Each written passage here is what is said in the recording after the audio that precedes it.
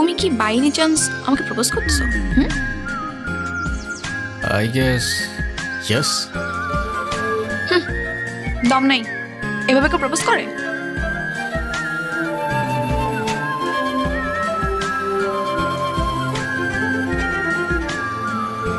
কত করে? 50 টাকা। আচ্ছা না,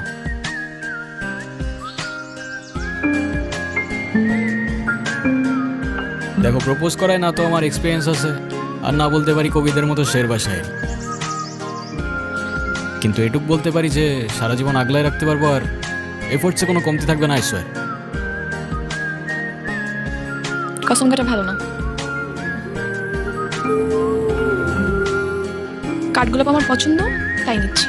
আর তোমার ব্যাপারটা আমি ভেবে দেখবো। By. I'll take that as a yes.